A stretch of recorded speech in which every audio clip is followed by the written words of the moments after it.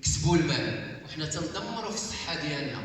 مسائل هي سلبيه في الحياه والمعتقدات ديالنا اليوميه، وبالتالي تنخسروا الفلوس باش يمكننا نرجعوا الصحه اللي تنقلبوا عليها.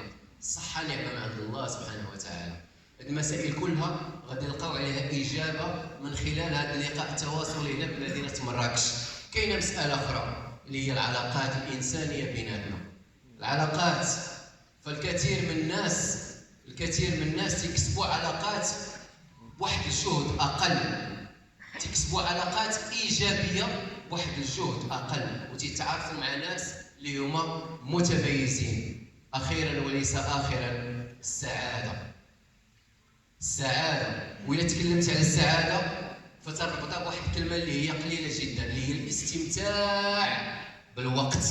وانا تنطلب منكم اليوم عافاكم، ما عندناش وقت بزاف معاكم، عندنا وقت قليل، لان عارفين حنا شنو تابعكم. جلسات، موائد مستديره مع الناس اللي عرضوا عليكم، مشكورين. استمتعوا بالوقت ديالكم كما حنا مستمتعين بالوقت ديالنا اليوم معاكم.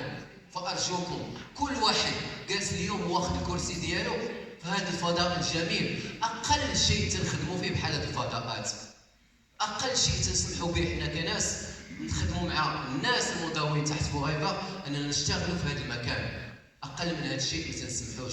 استمتعوا بالوقت معنا عافاكم لمده ساعه من الزمن، نساو العالم خارج اسوار هذا الفندق، جلسوا معنا، ركزوا معنا، عطيونا الوقت، كتبوا، سجلوا، خذوا اللي بغيتوا. المهم اللي تنطلب منكم انا هو التركيز. كاينه مساله هي السعاده اللي هي العمل، والله سبحانه وتعالى هو الصانع للعمل، واننا نستغل الوقت ديالنا في العمل.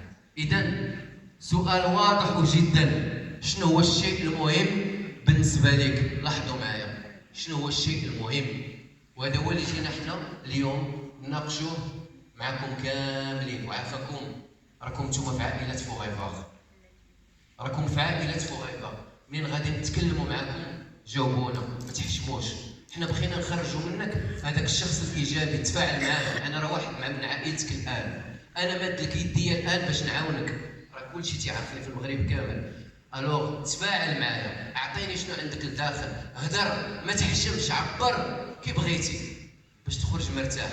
تنقولها باش تخرج مرتاح اليوم. اذا لهذا الغرض غادي نطلب من السيد المدير التجاري ديال فوغيفا ليفينغ برودكت المغرب تحت التصفيقات ديالكم انه يسعد معايا المنصه.